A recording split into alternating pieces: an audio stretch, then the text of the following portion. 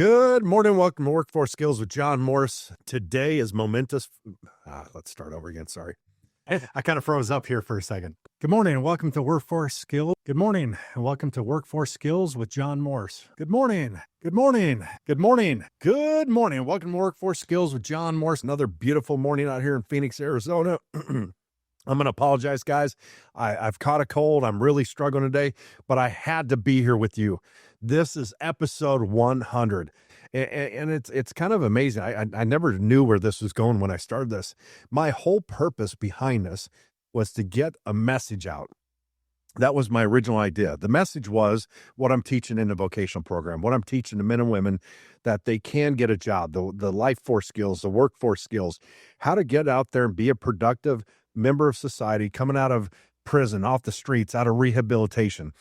There's just not enough training for people like that. There's not enough out there. And I think for a lot of men and women that once they get sober, once they get clean, or they come out of prison, they're looking at this and who's going to hire me? Where am I going to live? They need answers to this. And so we've created that answer. We've created a vocational program. You know, when I first started the vocational program, it was just painting. It is now painting, framing, HVAC, electrical, culinary, peer support. There's CDL, there's welding, there's flooring. I mean, we have created a situation to where I think we could literally build a house right now. That's the point we're at. But for me, doing this, and I was a little nervous. I look back at episode 1, and periodically throughout this podcast, we're going to drop some little clips from the original ones. And you know, I'm hoping somewhere through this we drop one of my first good morning. Welcome to Workforce Skills, and I think I butchered it. My name is John Morris, and you're here with us on Workforce Skills. This is our first podcast. It's interesting watching the changes in myself over a period of time. I always talk about the changes in the people I'm helping, the changes that I watch in them, how they've grown, how they've matured.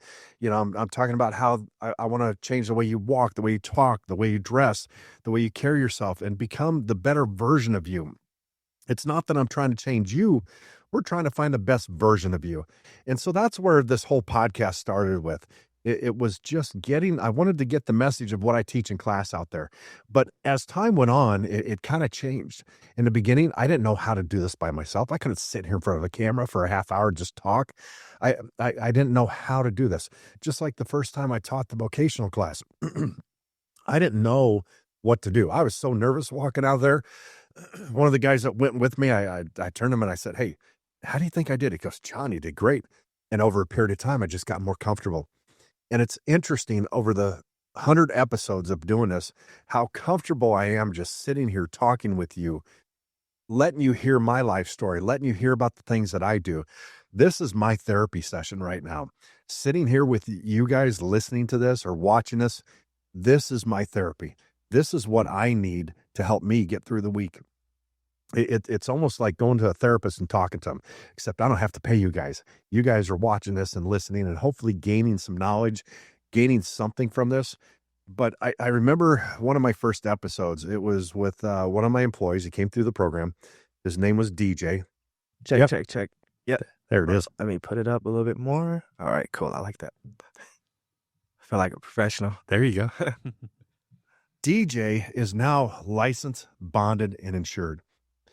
4 years ago, he came through my program, the vocational program, came out of prison, spent, I don't know how many years locked up, and he really struggled in the beginning. He was always trying to figure out his way, what he was doing. And I think he finally found himself. He's now doing it for himself. He's licensed, bonded, insured. He's a legitimate contractor here in Phoenix, Arizona. And he's doing it for himself. And it's amazing. He just came into my office yesterday. We're sitting there talking, and I'm looking at him and thinking, oh my God, it reminds me of me when I was first starting out. The energy, the drive, the hustle that he had. It was amazing to see that. And to be able to be a part of that journey with him. That's what this means to me. That's what has been life-changing for me. It's watching the success of the ones around me. It's watching how they've grown, how they've matured. We've got a girl working for us.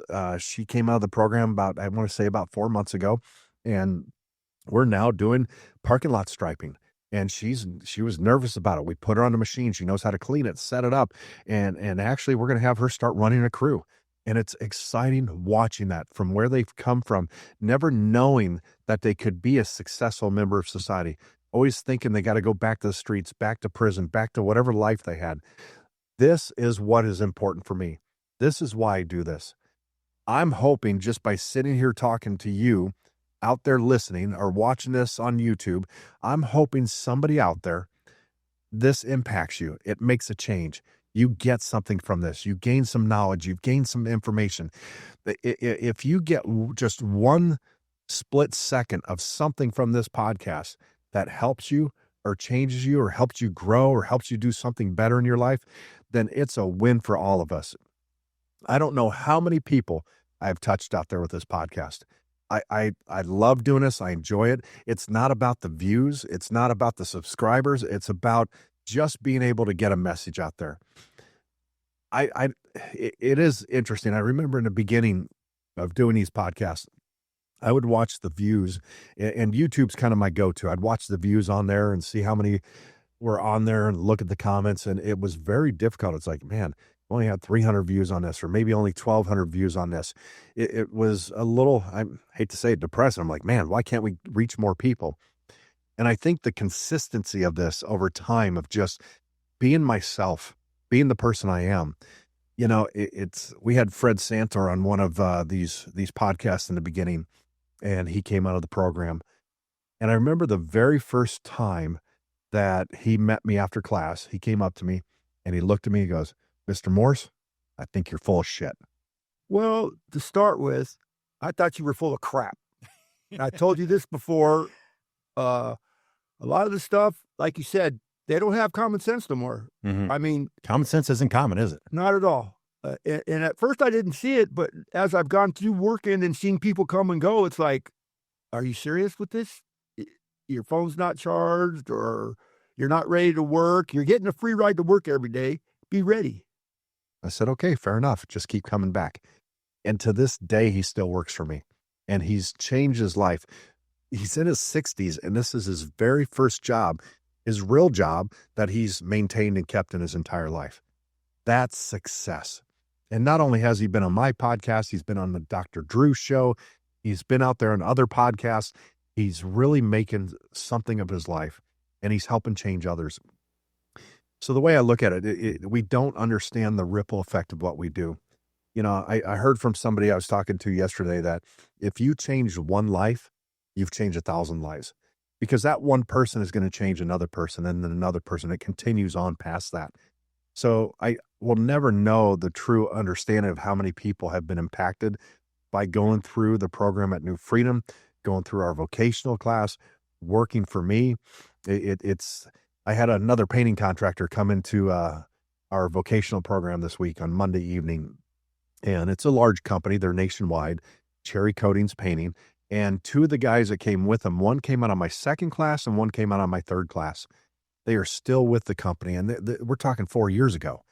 And to see their success and not having contact with them, I don't know how many people are out there still working that I've helped them learn about painting, learn how to get a job, and they're still out there doing it. We could be in the thousands by now. I'm sure we are. But for me, doing this has been life-changing. I think if I had to call myself something, I feel like I'm a servant at heart, helping the people that I've surrounded myself by, helping the people that I do. And I can't focus on the ones that failed. I can't focus on the ones that are no longer with us. I have to focus on the ones that are successful. I have to focus on their success. That's what keeps me doing this. I don't lose sleep at night when I lose somebody in the company, or they go back to prison, or they go back to that old life. It doesn't faze me, and it doesn't bother me. And I don't know if that's good or bad, but what I cherish is the stories that I get from the ones that are being successful. The ones that walk into my office and say, John, I filed my taxes for the first time in my life, and they're in their 40s. That is success. That is a new member to society that's actually becoming a productive member of society. They're making a change in their life. They're doing something for the greater good. And the stories that I hear that my kids are back now in my life. My family now believes me and trusts me, which they never have before. There's a lot of people that they told me, man, John, I was the black sheep of the family. Now I'm the golden child. Man, my mom talks to everybody about me and brags about me. And that's a good feeling to hear that. That to me is the success that this is working. And when people come to work for me and they've been here for quite some time, they talk about this being the PHP family. The PHP family to me, and that's PHP commercial painting. And when they talk about the PHP family, to hear that and to hear that, man, because of PHP, I have a life. Because of PHP, I found my calling. I never knew I wanted to be a painter. It's exciting to hear these stories. And it really makes me feel like, yes, this is working. Yes, this is changing people. It's keeping people off the street. It's keeping them off of drugs, and it's keeping them out of prison. But at the same time, we're going to lose one once in a while. We've lost a couple in the last month, back to drugs, back to prison. And I don't know what it is with some people. They really struggle. They go through the program for 90 days. They're sheltered. It's controlled. They get out. They move into the halfway house. They're doing well for a week or two. And then I don't know what it is. I think some people are scared of success. They end up getting a phone call from maybe a buddy they used to hang out with, and all of a sudden they go out on the weekend and it's over from there. It's all downhill.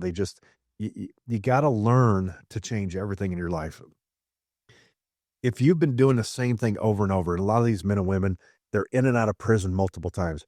I've got guys working for me that have been in and out of prison a dozen times for a total of maybe 18 to 20 years. And it's like, what are you going to change? Stop doing the same BS every single time. It's time to look at this and say, what happened before doesn't work. I have to try something new. The definition of insanity is doing the same thing over and over again and expecting the same result. It's the same situation with this. You cannot continue to do this. So as we progress with this and as we grow in our lives, we have to start looking at what we need to change and what needs to be different. And even for myself, as time is going on in my business, there's always changing. The one constant thing in my business, I always tell people, the one constant is always going to be change. There's always going to be things that have to be moved around, pieces that have to move from job to job, changes we have to make internally to become better, to become stronger. We learn from our mistakes. But it's interesting how a lot of people will do the same thing over and over and over again. And they're dragging themselves down. They're digging themselves deeper and deeper in that hole. And I hope by the time they get into my class or they get into the life skills or they start working for me, that we can start to see a change. We can start to make that change happen by teaching them how to be productive, how to be successful. And it is changing the people you hang around. It's our social support network that we create around ourselves is always going to be changing. It's always going to be growing. The people in my life today might not be in my life a year from now, 5 years from now, 10 years from now. But if they are, great. But we have to surround ourselves with the right people, successful people. If you want to become a millionaire, you hang around millionaires. You're not going to hang around people that have no money. You hang around the people that are successful. If you hang around a barbershop long enough, you're going to get a haircut. If you hang around drug addicts long enough and you're trying to be sober, you're eventually going to end up going back to that life. So the object is to change everything around you. And so we've tried to change that environment with men and women coming and working for us. We want them to be successful. We want them to be sober. Even myself, I struggle with sobriety over the years. Every once in a while, there's that moment where it's like, okay, I recognize this could be that moment where, man, in the past, I would have had a drink right now. I need a drink. It's not that I need it anymore. It's not that I want it. It's I recognize those moments and I put things in place, or I'll talk to my wife and say, hey, this is that moment that I would be drinking right now and I need to do something different. And just being able to share that with her, because I'm the type, I keep stuff bottled up. I don't open up. And I think over the years, I've been able to open up more and more. And those are changes in myself. What changes are happening in the people that work for me as I'm watching them grow? It's their confidence level changes, their attitude changes. As they get that first raise, it's like, oh my God, I did this. It's that success.